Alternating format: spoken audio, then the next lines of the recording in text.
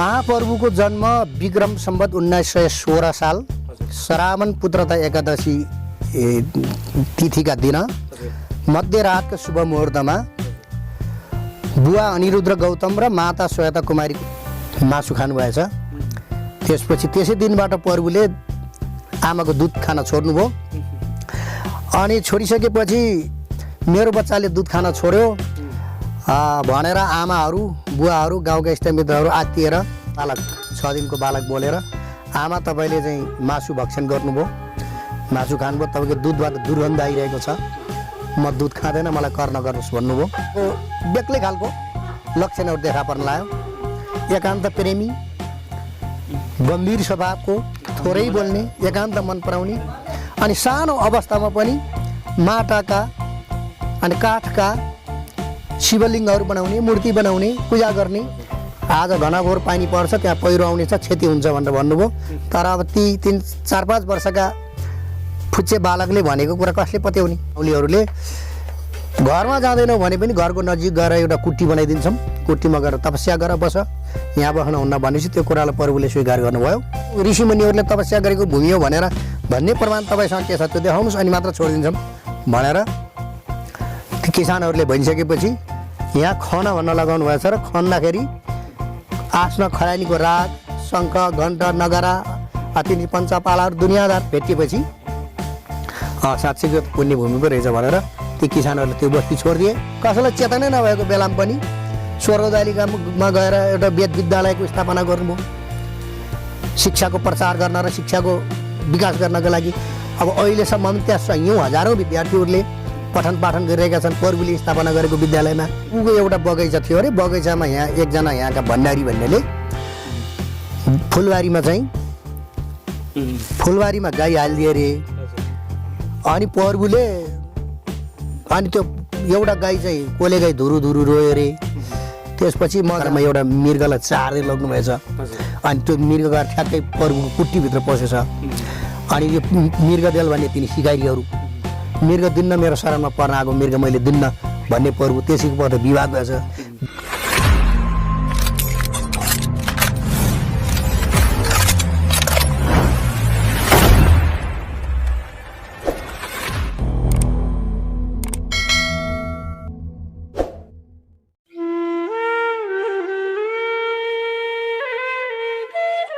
दर्शकबिन तपाईँ हेर्दै हुनुहुन्छ मस्ट नेपाल टिभी।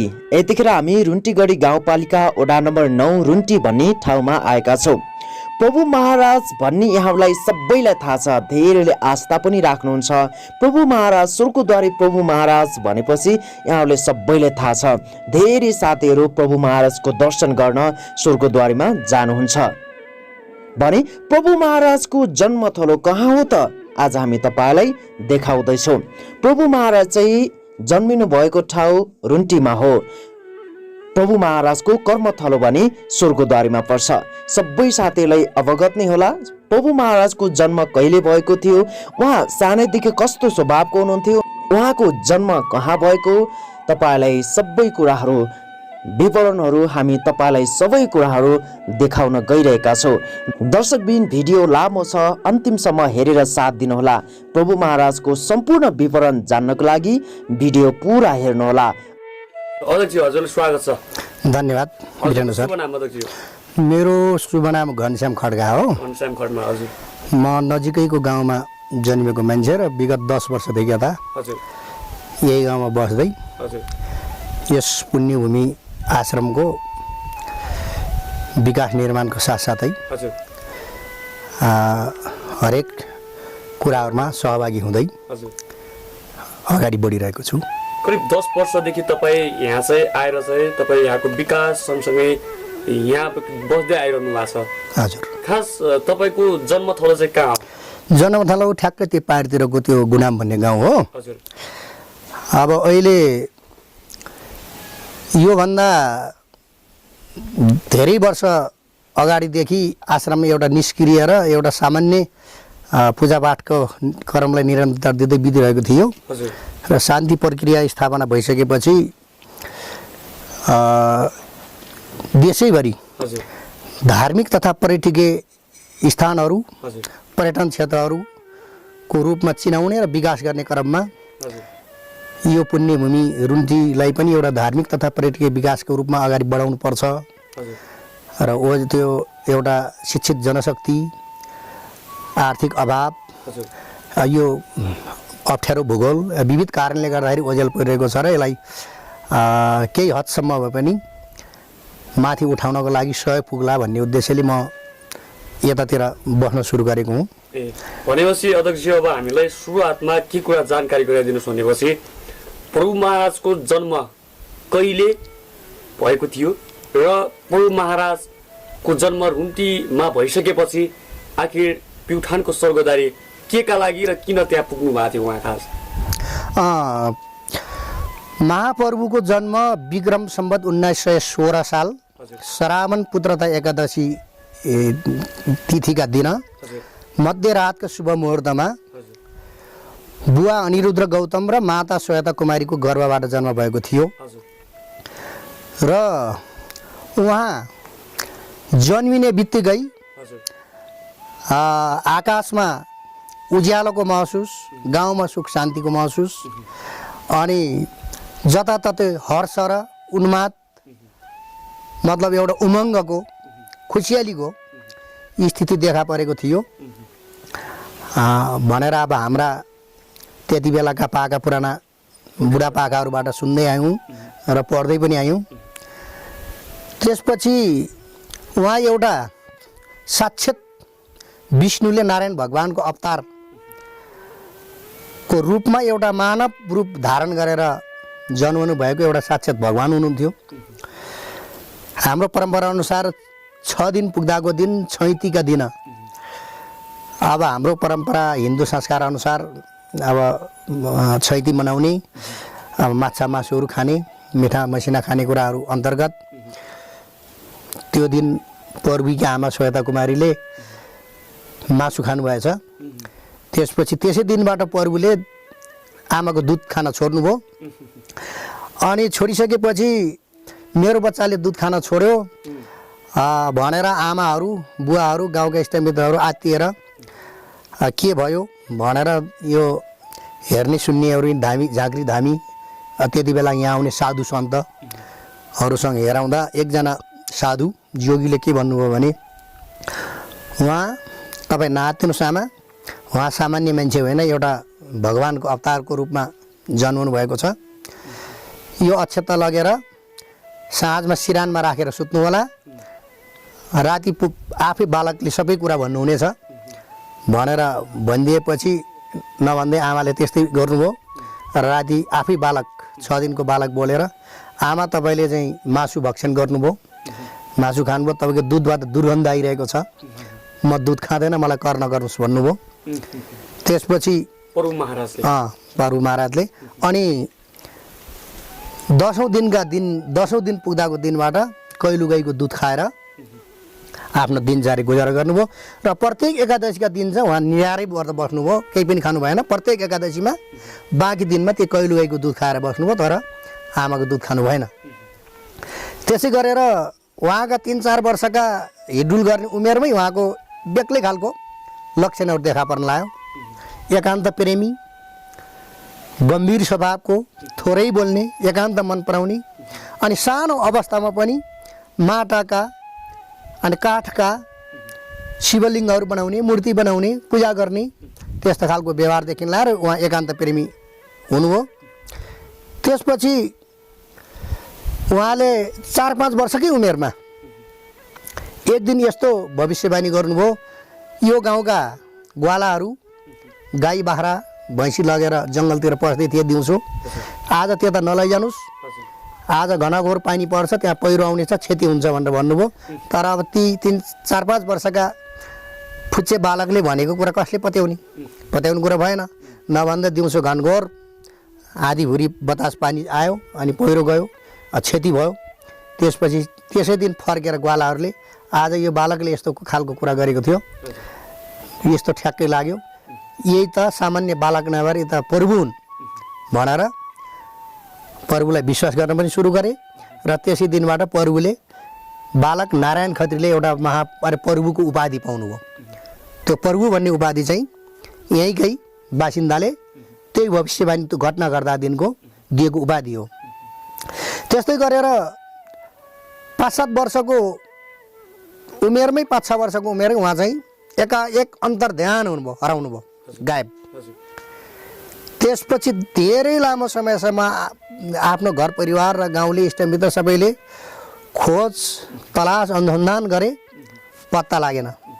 पत्ता लाग्दै लाग्नु भएन र पछाडि 3 वर्षपछि अन्तर्ध्यान भएर माया मारिसकेको बेलामा यही माथि सोसी लेकको अलिकति परतिर एउटा गुफा छ, सामान्य ओढा जस्तो गुफा।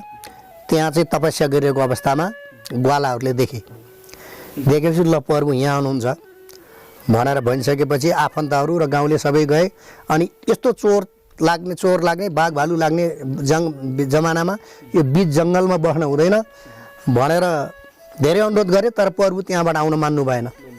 नमाने पछाडि फेरि एउटा शर्त राख्नुभयो परिवार र गाउँलेहरूले, घरमा जाँदैनौ भने पनि घरको नजिक गएर एउटा कुट्टी बनाइदिन्छौँ, कुट्टीमा गएर तपस्या गरेर बस, यहाँ बस्न हुन्न भनेपछि त्यो कुरालाई प्रभुले स्वीकार गर्नुभयो र गाउँमा आएर यही नजिकै एउटा कुट्टी बनाइदिएर कुट्टीमा तपस्या गर्न लाग्नुभयो, ध्यान गर्न लाग्नुभयो। त्यसपछि उहाँले विभिन्न कुराहरूको भविष्यवाणी गर्न लाग्नुभयो। अनि त्यो महिमा र चर्चाहरू जताततै फैलियो। कसरी सम्भव भयो होला त्यो होला अध्यक्ष? अब हुन चाहिँ तपाईँले पनि त्यो कुरा जानकारी छ छैन, तर हिजो एउटा कलियुग थियो। हिजो चाहिँ यस्ता खालका सञ्चार माध्यमहरू अथवा मिडियाहरू देशव्यापी रूपमा थिएनन्। अब चाहिँ यहाँ मात्रै होइन, प्रभुको चाहिँ विदेशसम्म चाहिँ चर्चा परिचर्चा चल्यो त्यो बेला र अहिले पनि उत्तिकै छ। फेरि कसरी सम्भव भयो होला त्यो? अब यसलाई के भन्न पर्छ भने तपाईँले गरेको कुरा ठिकै हो। सामान्य तपाईँ हाम्रो जस्तै एउटा सामान्य मानवको लागि त यो कुनै सम्भवको कुरै भएन। तर एउटा भगवानको रूप धारण गरेर जन्मे, अरे मतलब मानव रूप धारण गरेर जन्मेको भगवान, चमत्कारी भगवानहरूको लागि त यो असम्भव भन्ने कुरो भएन, असम्भव भन्ने कुरै भएन। त्यसपछि उहाँले त्यहाँ त्याग तपस्या गरेर बस्न थाल्नुभयो। त्यस्तै बस्ने क्रममै तपस्या गरिरहेकै बेलामा रुकुम जिल्लाको मानसरोवर तला उसको बाट एकजना ब्राह्मण युवा केटो लगभग प्रभुकै उमेरको, यहाँ प्रभुको यो महिमा सुनेर उहाँ आउनुभएछ। आएपछि प्रभुका सबै क्रियाकलाप हेरेर प्रभुको महिमा सुनेर फेरि अनि उहाँ आउने बेलामा प्रभुले के भन्नु अरे उहाँलाई भने, यहाँ किन आउनुभयो त तपाईँ? तपाईँकै रुकुममै तपाईँकै त्यो मानसरोवर तलाबको नजिकै बसेर एकजना मस्तै त्यागी मान्छेले त्यहाँ तपस्या गरिरहनु भएको छ, त्यहीँ गए हुन्थ्यो भन्नुभयो अरे। नभन्दै त्यही फेरि फर्केर उहाँ जाँदा न त्यो मानसरोवर तलाबको नजिकै एकजना ब्राह्मण छिटो बसेर तपस्या गरिरहेकै भेटाउनु भएछ। त्यसपछि त्यही जो पहिला यहाँ आउनुभयो त्यही बालक फेरि प्रभु फर्केर आएर प्रभुलाई गुरु स्थापना गरेर अनि विक्रम सम्वत 1942 मोटामोटी प्रभुले यो सन्यास ग्रहण गर्नुभयो, दीक्षा लिनुभयो क्या, जोगी हुनुभयो। सर्टकट भाषामा बुझ्नुभन्दा जोगी हुनुभयो, सन्यास लिनुभयो र उहाँको नाम रह्यो हंसानन्द गिरी रह्यो। र पहिलेको नाम नारायण खत्री, नारायणको नाम नारायण खत्री, अनि पछि हंसानन्द गिरीको नाम रहेर उहाँले योभन्दा 15 मिनट माथि डाँडामा शशी लेकको थुम्कोमा अखण्ड महायज्ञको सुरुवात गराउनुभयो। र त्यही रुकुमबाट आएको बालकलाई फेरि मतलब साथी छिटोलाई फेरि दीक्षा ग्रहण गराएर उहाँ चेलो बनाउनु भयो। उहाँको नाम हो बोधानन्द गिरी, बोधानन्द गिरी हो। त्यसपछि लगातार 7-8 वर्ष जति यही रुन्टीको पुण्यभूमिमै अखण्ड महायज्ञ गरेर 1951 तिर ती गुरु चेला दुवैजना यहाँबाट प्युठानको स्वर्गद्वारीमा प्रस्थान गरेको भन्ने हामीसँग जानकारी छ। र प्युठानको स्वर्गद्वारीमा गइसकेपछि त्यहाँ प्युठानका बेसीतिरका मान्छेहरूको बर्खामा बस्ने गोठ रहेछन्, टहरा बारीहरू रहेछन्। लेखबा हुनाले डाँडामा त्यो स्वर्गद्वारीमै। अनि त्यहाँ गएर अहिले पनि तपाईँ जानुभयो भने देख्न सक्नुहुन्छ प्युठानको त्यो एउटा पिच्छैमै ठुलो बाँसको रुख छ। त्यो बाँसका रुखको बुटामुनि गएर बास बस्नु भएछ र त्यसै रात भन्नु पऱ्यो उहाँले यो रुख चाहिँ 550 वर्ष भयो भन्नुहुन्थ्यो अरे त्यति बेलै। त्यो बाँझ अहिले पनि देख्न पाउँछौँ हामी। त्यहाँ गएर बास बस्नुभयो अनि अर्को दिनबाट भन्नुभयो त्यहाँका ग्वालाहरूलाई छाप्रो बनाएर आफ्ना गाई बस्तु भैँसी बानेर बसेको ग्वालाहरूलाई यो अखण्ड पुण्यभूमि हो, म यहाँ महायज्ञ गर्न चाहन्छु, यो ठाउँ खाली गरिदिनु पर्यो भन्नु भएछ। अनि एउटा जोगी गएर आफ्नो बस्तीलाई उठाइदेऊ, यहाँ छोडिदेऊ, म चाहिँ यहाँ अखण्ड पुण्य मतलब यो यज्ञ गर्छु भनेर भन्दा कसले पत्याउने, सहजमा छोडिदिने कुरा पनि त भएन नि। त्यसपछि उहाँ त्यो ग्वालाहरूले किसानहरूले मानेनन्। तपाईँ साधु हुनुहुन्छ र यहाँ अखण्ड पुण्य भूमि हो यो भन्ने, यो पहिले पनि त्याग तपस्या गरेको भूमि हो, अब पाण्डवहरू बसेर यज्ञ गरेको भूमि हो, अनि 16 ऋषिमुनिहरूले तपस्या गरेको भूमि हो भनेर भन्ने प्रमाण तपाईँसँग के छ त्यो देखाउनुहोस् अनि मात्र छोडिदिन्छौँ भनेर ती किसानहरूले भनिसकेपछि यहाँ खन भन्न लगाउनु भएछ र खन्दाखेरि आस्न खरानीको राग, शङ्ख, घण्ट, नगरा, तिनी पञ्चपालाहरू दुनियाँदार भेटिएपछि साँच्चैको पुण्यभूमि पो रहेछ भनेर ती किसानहरूले त्यो बस्ती छोडिदिए र त्यही खनेको ठाउँमा अखण्ड मतलब एउटा यज्ञ कुण्ड खनेर 1952 देखि 1952 को वैशाख पूर्णिमाको तिथिबाट पण्डित टीकाराम गौतम भन्नेले एकदम त्यो वेद पाठ गर्दा गर्दै बलेको आगोको झिल्काबाट मतलब त्योबाट बलेको आगोको झिल्काबाट बालेको आगो नै अहिलेसम्म पनि स्वर्गद्वारीको त्यो यज्ञ कुण्डभित्रको यज्ञशालाभित्रको त्यो अहिलेसम्म पनि बोलिरहेको आगो छ, त्यो त्यति बेलाको आगो हो। त्यो बोलेको आगो अहिलेसम्म त्यही निरन्तर स्वर्गद्वारीको सबैभन्दा महत्त्वपूर्ण पक्ष भनेको त्यही हो। त्यो आगो अहिलेसम्म निभेको छैन, त्यो यज्ञदीप त्यही बेलाको आगो निरन्तर छ। अहिले करिब करिब अब 150 वर्ष भन्दा माथि पुग्दा पनि 160-65 वर्ष पुग्दा पनि त्यो अखण्ड यज्ञ बोलिरहेको छ। त्यो एउटा स्वर्गद्वारीको महत्त्वपूर्ण पक्ष हो। अर्को एउटा प्रभुको शालिग छ, अनि मतलब समाधि स्थल छ, त्यो एउटा त्यहाँको असाध्यै एउटा महत्त्वपूर्ण पक्ष हो अहिले पनि। र प्रभुले यो धर्मका प्रचार मात्रै गर्नु भएन, प्रभुले मानव जीवन र एउटा मानव समाजका लागि असाध्यै महत्त्वपूर्ण भूमिका निभाउनु हो। त्यति मात्र भयो, एउटा प्राणी र पशु जगतको लागि पनि त्यस्तै गर्नु हो। मानव जातिको लागि त्यो बेलामा शिक्षा भन्ने कुरोको ख्यालै त्यो मतलब कुनै अवसरै नभएको बेला, कसैलाई चेतनै नभएको बेलामा पनि स्वर्गद्वारीमा गएर एउटा वेद विद्यालयको स्थापना गर्नुभयो शिक्षाको प्रचार गर्न र शिक्षाको विकास गर्नका लागि। अब अहिलेसम्म पनि त्यहाँ सयौँ हजारौँ विद्यार्थीहरूले पठन पाठन गरिरहेका छन् प्रभुले स्थापना गरेको विद्यालयमा। अनि पशुतिरका कुरा गर्दा यहाँ पनि आफू त्यो गाईकै दुधबाट बाँचेको मान्छे उहाँ अहिले स्वर्गद्वारीमा पनि स्वर्गद्वारी आश्रम अन्तर्गतका, स्वर्गद्वारी मात्रै नभएर स्वर्गद्वारी आश्रम अन्तर्गतका यहाँ यो रुन्टीमा, अनि आएर दाङको झिङौरामा, अनि दाङको बनगाउँ, त्यसपछि देउखरी बनगाउँ, अनि स्वर्गद्वारी अन्य तिनी हर्नाकाउले दुनियाँदार लाएर अहिले पनि 500 गाईहरू छन् उहाँको नाममा, मतलब स्वर्गद्वारी आश्रमको नाममा। अब यो नेपाल अधिराज्यमै सम्भवतः त्यत्रोको त्यो पशुपालन गर्ने सङ्घ संस्था को होला र, कहाँ होला र? त्यहाँले पशु विकासका लागि पनि उहाँले पशु प्राणीको एउटा धर्म कर्मको लागि पनि त्यत्रो काम गर्नुभयो। के भन्नाले उहाँले मानव जातिको लागि त हितकर काम गर्नुभयो नै, साथै पशु प्राणी र प्राणी जगतको लागि पनि उहाँले कल्याणको काम गर्नुभयो, धेरै राम्रा कामहरू गर्नुभयो। त्यस कारण नै प्रभु हुनुभएको हो। उहाँले भविष्यवाणीहरू थुप्रै गर्नुभयो। उहाँले गरेका भविष्यवाणीहरू अब सयौँ छन्, हजारौँ छन्। अब कसैले छल कपट गर्न थाल्यो, ढाँट छल गर्न लाग्यो भने उहाँले टक्कै थाहा पाउनुहुन्थ्यो। अब त्यो प्रभुका सबै लीला र भविष्यवाणीहरू बताएर साध्य छैन। अब म थोरै मात्रै 2-6वटा मात्रै भनिदिन्छु तपाईँहरूलाई।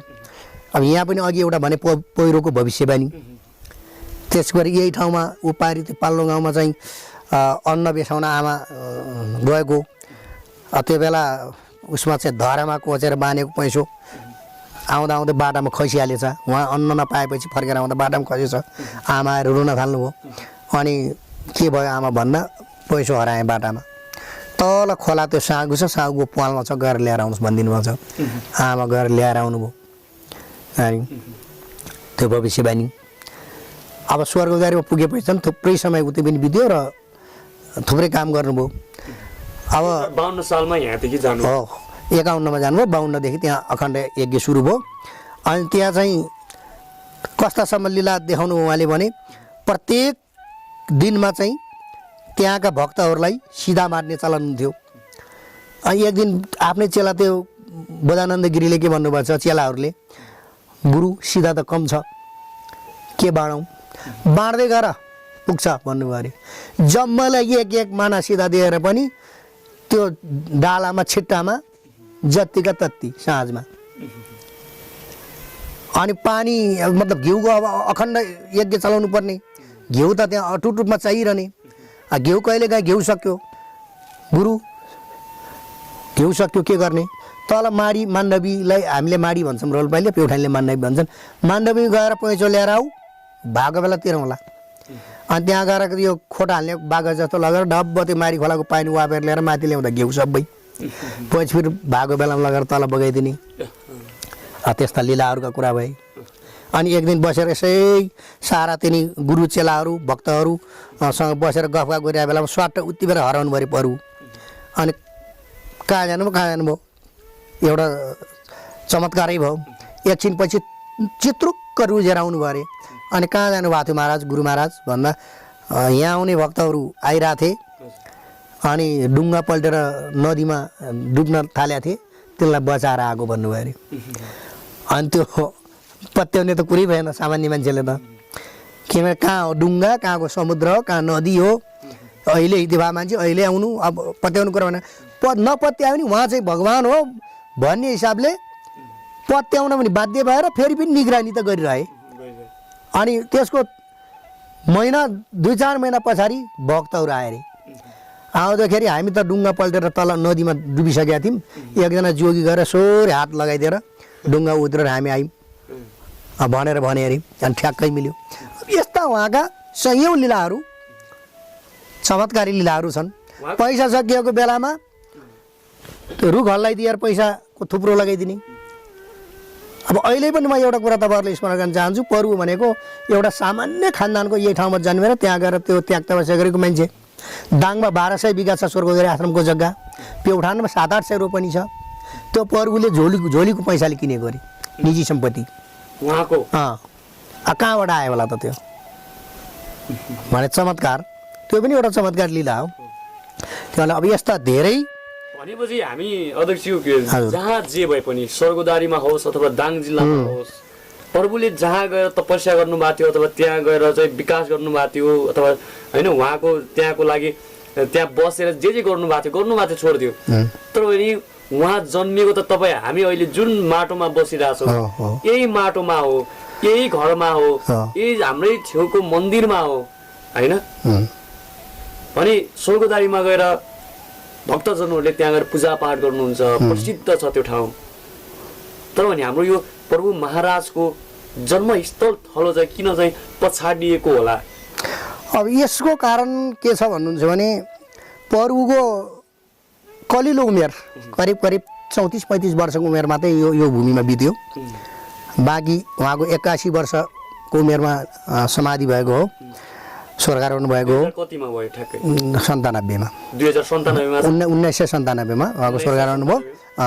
त्यो करिब 81 वर्षको उमेरमा यहाँको बसाइ रोल्पाको बसाइ भनेको महाप्रभुको 34-35 वर्षको उमेर हो। अब लामो समय उतै बसेको हुनाले धेरै मान्छेहरू पनि त्यो स्वर्गद्वारी मै प्रभुसँग भेट गर्न पाए, साक्षात् हुन पाए र प्रभुको महिमा लीलाहरू जति यहाँ सुनिन्थ्यो त्योभन्दा बढी धेरै चर्चा परिचर्चा महिमा लीलाहरू प्युठानमै सुनियो। र प्युठान भनेको फेरि एउटा शिक्षित समाज हो, शिक्षित समाज, पढे लेखेको मान्छे हो, टाढाबाट भएको ठाउँ। उनीहरूले त्यो प्रभुको महत्त्व बुझे अनि महिमा बुझे र त्यही ढङ्गले लागे। अब र त्यहाँको विकास भयो। अब यहाँ धार्मिक आस्थाको हिसाबले पनि रोल्पा जिल्ला भनेको त्यति धार्मिक आस्था राख्ने मानव बस्ती भएको ठाउँ होइन। त्यसमा फेरि प्रभुले छोडेर गइहाल्नु भयो, यहाँ के पो छ र भन्ने पर्यो सबैलाई। त्यसमाथि पनि यो अब यस्तो दुर्गम खोज ठाउँ, अब यहाँ यो भेगमै अब एउटा दखल मचाउने खालको कुनै राजनीतिक पार्टीको नेता छैन, धेरै पढे लेखेको एकदम विद्वान त्यो शिक्षित व्यक्तिहरूको बसोबास छैन। अलिकति लगानी लगाउँ त भन्नको लागि पनि पैसा चाहिन्छ, त्यस्तो एकदम अलि हुने खाने मान्छेहरूको बस्ती पनि छैन। सामान्य हामी जस्तै दिन दुखीहरूको बस्ती भएको हुनाले अब यसलाई जो जिल्ला स्तरमा हेर्न पर्थ्यो, राष्ट्रिय स्तरमा हेर्न पर्थ्यो, अब केन्द्र स्तरदेखि लाएर जिल्ला स्तर लाएर तलको तहसम्म हेर्ने मान्छेहरूको अभाव भयो। अब यहाँको सामान्य एउटा जनशक्तिले गर्न सक्ने के? अब अहिले पनि यो 2078 मा आइपुग्दासम्म पनि अब यो स्वर्गद्वारी आश्रमकै मुख ताक्न परिरहेछ। यहाँ स्वर्गद्वारी आश्रम बिना अहिले पनि 1 वर्ष पनि चलाउन सकिँदैन, किनभने हाम्रो जिल्लाले, हाम्रो यो भेगले, हाम्रो गाउँपालिकाले हेर्ने कुरा हेर्दैनन्। अनि स्वर्गद्वारीले अहिले अघि मैले बताएँ 5 जना स्टाफहरू भए पनि 3 जनाको तलब भत्ता बेहोरेको छ।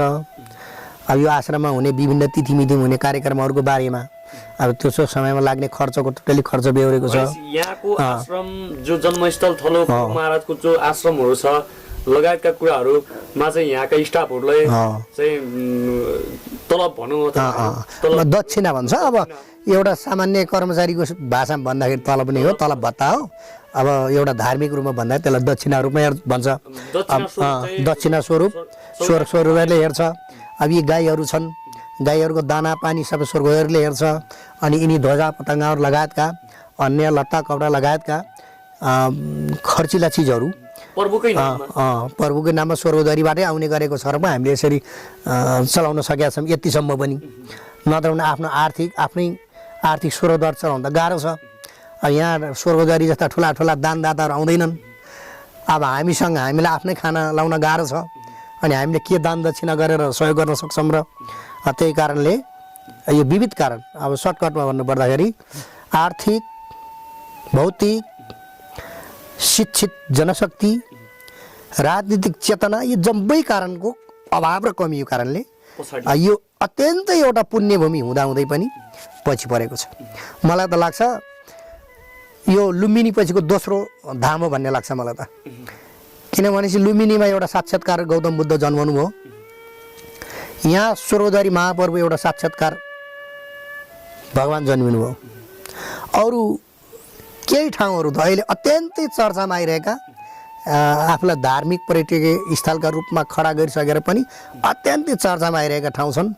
तिनीहरूका पनि हामीले इतिहास पढेका छौँ।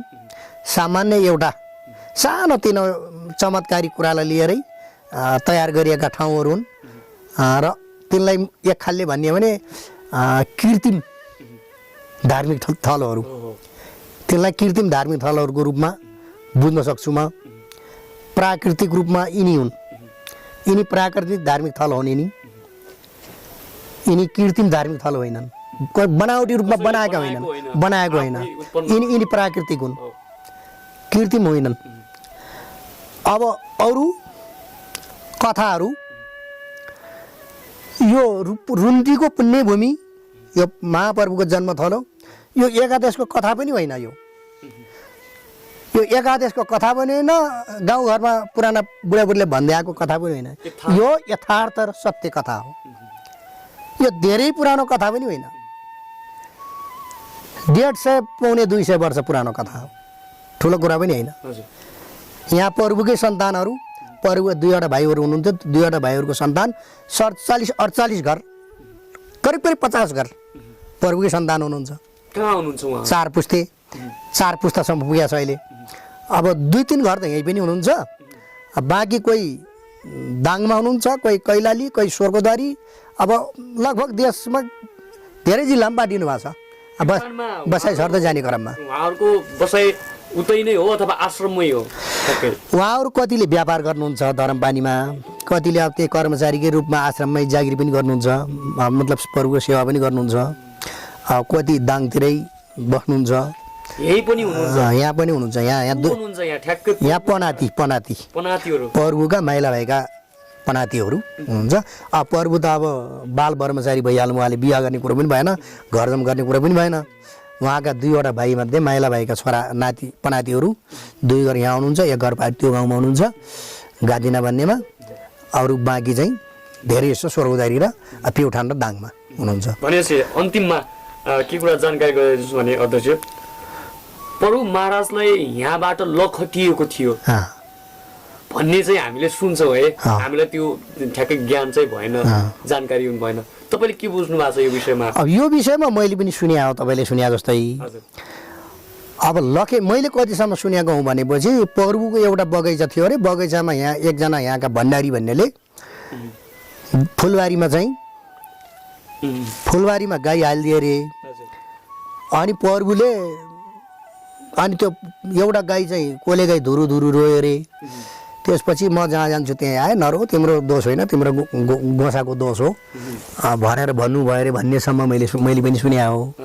अब लखेटेकै भन्ने कुरा त यो एकदम बिल्कुल निराधार छ, गलत पनि हो, बिल्कुल गलत हो। अब म तपाईँले एउटा कुरा प्रश्न पार्दै, प्रभु साक्षात भगवान् हुनुहुन्छ, उहाँले जस्ता खालका आशीर्वाद पनि दिन सक्ने र वरदान दिन सक्ने, आशीर्वाद दिन सक्ने मान्छेले सत्त शराब पनि दिन सक्नुहुन्थ्यो। जस्ता सुगोले तलाउँदा पनि यही पनि अघि मैले भने कुट्टीमा प्रभु बसिरहेको बेलामा कुट्टीमा आगो लागेर प्रभुलाई आगोले छुँदै छैन अरे। अब त्यस्तो एउटा साक्षात भगवान् रूपी प्रभुले त कोही मान्छेले यहाँबाट भाग भन्दैमा, 4 लखेट भन्दैमा, लखेटिने भाग्ने कुरा त अब पत्याउने कुरा पनि होइन। अब चाहेको भए त प्रभुले श्राप दिएर नि उनीहरूलाई त्यति बेला खरानी गराउन सक्नुहुन्थ्यो नि, सक्नुहुन्न थियो र? स्वर्गद्वारीमा गएपछि एक दिन त्यही प्युठानका सिकारीहरूले सिकार खेल्दै जाने क्रममा एउटा मृगलाई चार्दै लग्नुभएछ। अनि त्यो मृग गएर ठ्याक्कै प्रभुको कुट्टीभित्र पसेछ। अनि यो मृगदेल भन्ने तिनी सिकारीहरू, मृग दिन्न, मेरो शरणमा पर्न आएको मृग मैले दिन्न भन्ने प्रभु, त्यसैको पछि विवाद भएछ। विवाद भएपछि प्रभुलाई तथा नाम गाली गरे, प्रभुको कुट्टीमा ढुङ्गा मुरा गरे, दुनियादार गरे। अनि प्रभुले श्राप दिएपछि 1 वर्षसम्म त्यो सिकारीको नाइके कोही थल्ली मर्यो भन्ने कुरा हामीले सुनेका छौँ। अनि त्यस्तै श्राप र सत्त श्राप त यहाँ पनि त दिन सक्नुहुन्थ्यो नि, सक्नुहुन्न थियो र? त्यहाँलाई कसका दम लखेट्ने चार्ने भन्ने त्यो पत्याउने कुरो भएन। अब एउटा कुरा के हो भने साक्षात्कार भगवान् जस्तो मान्छे उहाँहरूको बस्ने इच्छा कहाँ लाग्छ। अब हुनसक्छ स्वर्गद्वारी पनि पहिले पनि अब 5 पाण्डवहरूले पनि यज्ञ गरेको ठाउँ, विभिन्न ऋषिमुनिहरूले तपस्या गरेको ठाउँ, अछट्ट अब यो गाउँको नजिकको ठाउँ भयो यो। त्यहाँ अछट्टै एउटा उक्लनै नसक्ने पहाडमा यहाँभन्दा त्यहाँ शान्ति लाग्यो कि पुण्य भूमि गएर बस्न मन लाग्यो कि त्यो उहाँको इच्छाले जे गर्न मन लाग्यो त्यही गर्नुभयो। भनेपछि सिवानाले यहाँबाट त्यो लट्ठै लाएर लखेटेको भन्ने चाहिँ गलत हो, त्यो गलत हो। त्यो भनेपछि अब उहाँ लखेटिने मान्छे होइन, आफै त्यही त तपस्या गर्नको लागि हो त्यही त। भनेपछि अब उहाँ स्वर्गदायीको मन्दिरको भित्र चाहिँ मन्दिर परिसरभित्र त्यहाँ 1-2वटा कुरा तपाईँले अघि हामीलाई भन्नुभयो महत्त्वपूर्ण कुराहरू छ। अब धेरैजना भक्तजनहरू हुनुहुन्छ यति बेला देश विदेशबाट हामीलाई धेरै दर्शकहरूले हेरिरहनु भएको छ। अब हामीलाई हेरेर दर्शकहरू पनि कोही भक्तजन प्रति आस्था राख्ने प्रभु महाराजको चाहिँ आस्था राख्ने मान्छे हुनु सक्नुहुन्छ। उहाँहरूका लागि यो रुन्टीमा आउन चाहिँ के कुराले चाहिँ आकर्षित गर्न सक्छ अथवा के महत्त्वपूर्ण कुरा छ यहाँ यो रुन्टीमा चाहिँ ठ्याक्क जन्मस्थल थलोमा चाहिँ के कुराहरू चाहिँ महत्त्वपूर्ण छन्?